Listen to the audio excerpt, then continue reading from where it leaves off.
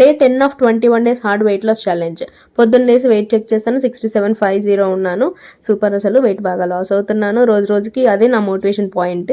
మిగతావన్నీ తర్వాత కానీ వెయిట్ చెక్ చేసినప్పుడు ఆ ఫేస్లో ఒక గ్లో వస్తుంది కదా, అది భలే ఉంటుంది.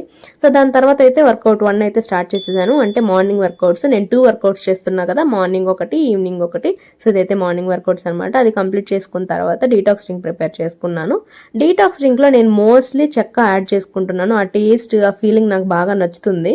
అయితే తప్పేముందని ఇంక రోజు అది. కాకపోతే దాంతోపాటు ఏదో ఒకటి వెరైటీగా, అంటే ఒకరోజు బిర్యానీ ఆకు, ఒకరోజు అల్లము, ఇంకో రోజు మిరియాలు, ఇంకేదోటి అట్లా అంటే మార్చి వేసుకుంటుంటాను. కానీ మోస్ట్ ఆఫ్ ద డేస్ చెక్క అయితే ఖచ్చితంగా వేసుకుంటున్నాను. సో ఇదైతే డీటాక్స్ డ్రింక్ అనమాట.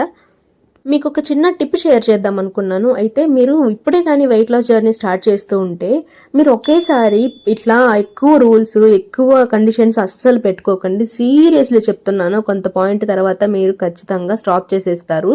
మీకు సూపర్ మోటివేషన్ ఉంటే సూపర్, ఓకే చెయ్యండి, నో ప్రాబ్లం. కానీ మీరు ఇప్పుడే స్టార్ట్ చేసే పని అయితే చాలా చిన్న అడుగులు వేస్తూ స్టార్ట్ చేయండి. మీరు పెద్ద గోల్స్ పెట్టుకున్నా, పెద్ద లాంగ్ పీరియడ్ కోసం నేను 3 months చేయాలి, ఇట్లా చేయాలి, ఒకేసారి అస్సలు పెట్టుకోకండి. సో అది ఎక్కువ బర్డన్ అయిపోతుంది, మనం ఒక దగ్గర స్టాప్ చేసేస్తాము.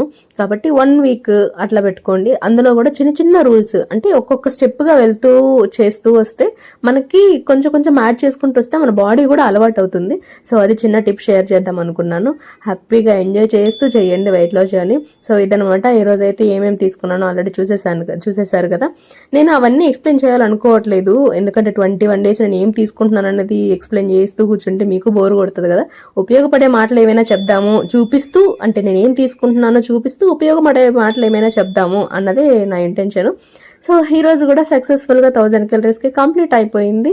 సో నేను ఇడ్లీ చూపించాను కదా, అదైతే ఫుల్గా తీసుకోలేకపోయాను, హాఫే తీసుకున్నాను. నిజం చెప్పాలంటే చాలా పెద్దగా ఉండింది. సో అదనమాట మ్యాటర్. అంతా అయిపోయిన తర్వాత ఒక చిన్న బనానా తీసుకున్నాను, నాకు బనానా ఫేవరెట్.